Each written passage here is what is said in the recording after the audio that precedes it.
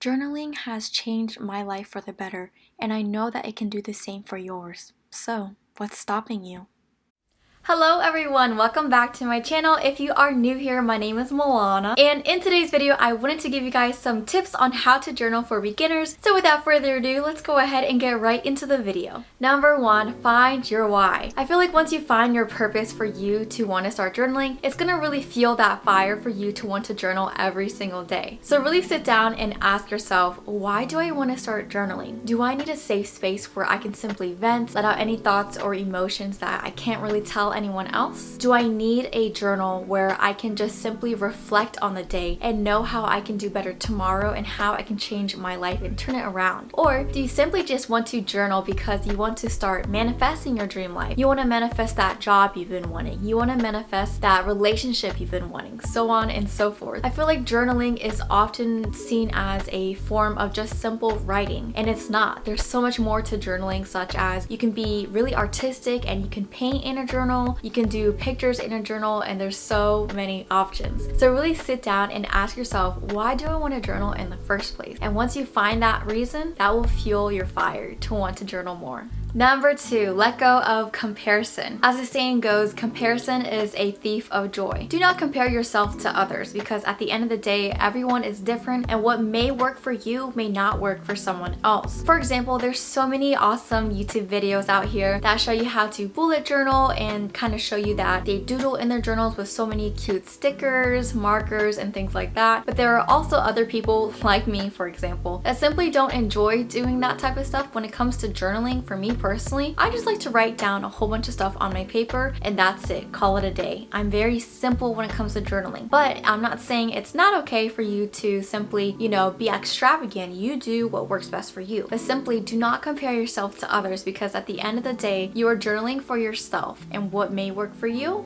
works for you. Number 3, start small and keep your expectations realistic. You know yourself better than anyone else, so my advice is any single time you are starting something new in your life, keep your goals small and attainable. Do not set your bar super high where you can't even achieve it at all. Start it really small so then you can actually achieve that, and then move the goal up a little bit more so you can really achieve that. So my advice is maybe start off with maybe once a day journaling, but if that sounds like too much, then maybe do once a week or maybe once every other week. So for me personally, I do journal once in the evening every single day. I think setting a time in a day is really important. Now, why is journaling into a routine important? It's because consistency is key. When you are consistent with anything you do in life, you are more disciplined to do it, and at the end of the day, you will be more focused as well. So really take the time out of your day and set that block in your life to journal and connect with yourself. Number 4, decide whether or not you want to do it digitally or physically.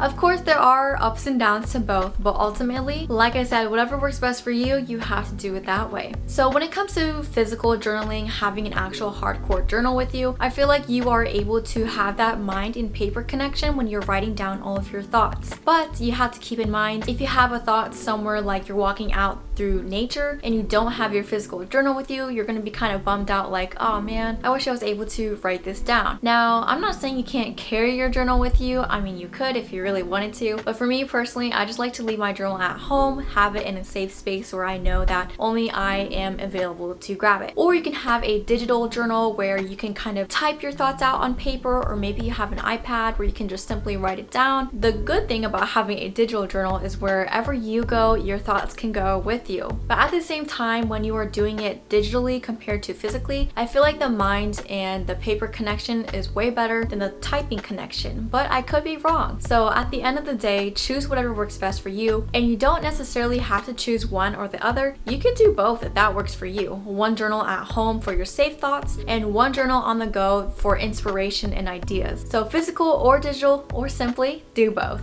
Number 5, refer to journal prompts when you get stuck. Oftentimes there are some days where we don't necessarily know what to write, and that's okay. So this is a time where you would go on Google, Pinterest, whatever search engine you want, and just type in journaling prompts for maybe if you're journaling in the morning, journaling prompts for the morning, or journaling prompts for the evening. But that is not the limit, ladies and gentlemen. You can also type in journaling prompts for self-love, journaling prompts for self-improvement, journaling prompts for self-growth. There's so many different questions and options that we have out here on the internet. So do not limit yourself and kind of sit there and think, I don't have anything to write. People, let me tell you, there's so many awesome journaling prompts out there. It will really get you going, and then eventually you won't even need those journal prompts. You'll have something to write all the time. So whatever you may need that day, whether it's self-love, maybe some self-reflection, just look up those prompts, and those questions will really make you sit there and think, and you'll be really glad that you looked up those journal prompts. Number 6, invest in good supplies. Now, I know that I said I only have one journal for everything that I keep out on my paper, but when it comes to the pens, I have the most awesome, durable, and high quality pens you can possibly think of. And that is because when I'm writing, I want to have the most smoothest lines, and I just want to feel like I have the most quality things. So something so simple as pens, that will make a big difference. Or let's say you like journaling with stickers, or maybe pens, markers, whatever the case may be, invest in that good supply. Knowing that you have the best journaling setup, you'll really look forward to that. And especially if you invest in a great journal, you will know that you have the best of the best. So invest in good supplies, because something so small will make such a big impact. Number 7, embrace mess. Like I said, journaling is meant for your eyes only and not for anyone else's. If you are simply journaling to please other people, long term, you are not going to want to do journaling. And let me tell you, if you want to do journaling long term, you will see the changes that it does for you. So for me, like I said, I like to journal in the evenings, kind of right before I go to bed. Oftentimes, I reflect on my day and ask myself, how can I do better tomorrow, and how can I make tomorrow different? But there are some days where I am so tired, but I want to make the time to journal because I have committed to that. So sometimes I have the most sloppiest handwriting that probably nobody but myself can understand, but I can say that I did do my job and I journaled that day. So embrace mess and know that it is okay to journal for yourself and not have the nicest handwriting. Number 8, find what works best for you. Now, if none of my tips above really worked for you or moved you to want to start journaling, that's okay. You did click on this video because you are curious and you are wanting to start your journaling journey, and that is amazing and awesome. So I think you took the first step already, but take that second step and get a paper or pen, or maybe get your phone out and write down some thoughts or questions that you can reflect back on. Let me tell you, my journaling journey, it started out as me venting on paper and letting out my thoughts and emotions, and then it swiftly changed to goals, manifestation, reflection, self-growth, self-love. It opened up so many doors, and I feel like I am more connected with myself more than ever. So like I said, journaling can definitely be something that you can use as an outlet long term. So take that second step and just start. Thank you all so much for watching my video today. Please don't forget to give this video a thumbs up. That always helps me and my channel out, as well as hitting that subscribe button down below and hit that bell notification so you can go ahead and get notified every single time I post on Sundays. Until next time, I will see you all in my next video. Morning, oh my gosh, I just combined morning and journaling. Really take the time to I need more water. Things that don't, I can't find the word.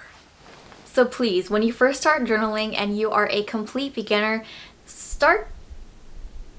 I just want to crush myself when I just mess up on these words.